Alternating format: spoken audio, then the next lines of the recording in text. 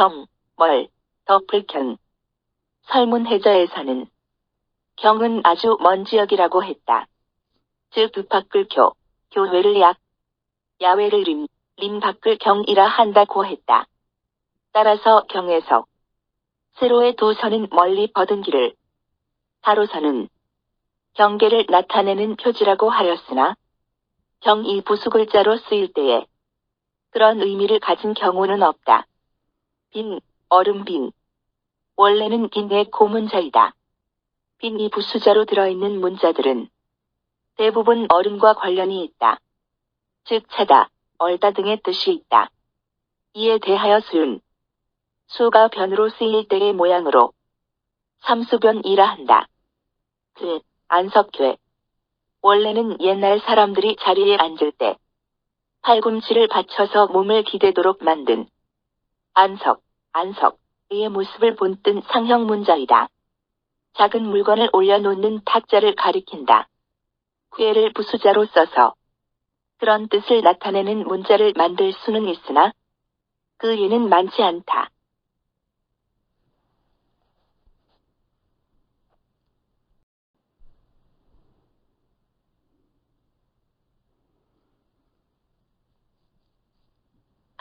입 벌릴 감.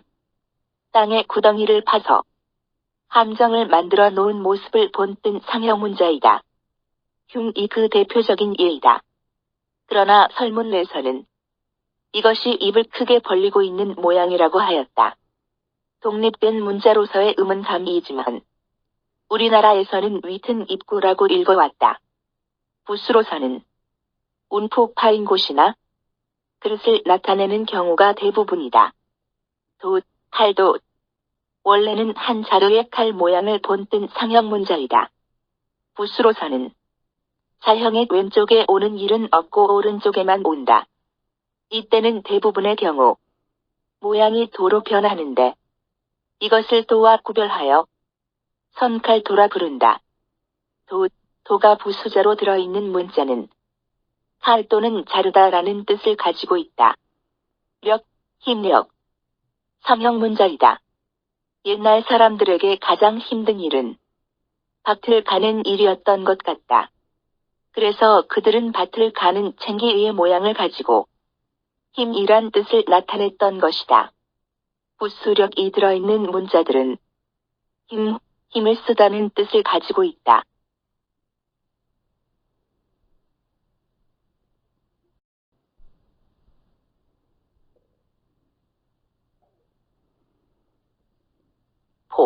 쌀포.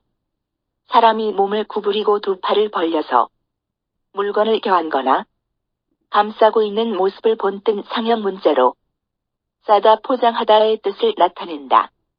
포는 소리부호로 쓰여서 형성자를 만들기도 하는데 그 예로는 아늘포, 거품포, 물릴포, 천연두포 등이 있다. 숟가락 끝이 뾰족한 숟가락의 모양을 본뜬 상형 문자로 숟가락이란 뜻을 나타낸다.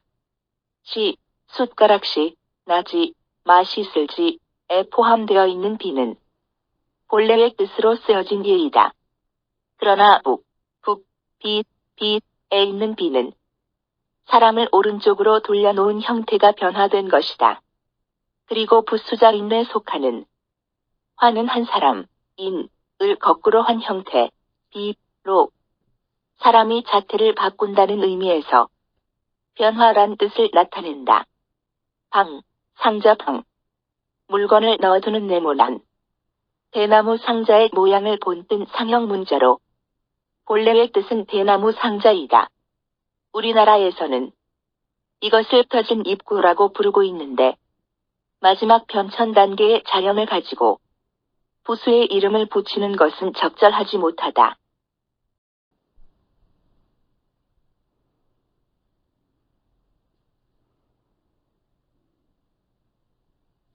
감출해. 설문에 의하면 훔친 물건을 감추어 두고 그 위에 무엇으로 덮은 것이 곧 윗부분에이며 이 둘이 합해져서 감추다는 뜻을 나타내는 회의문자라는 것이다.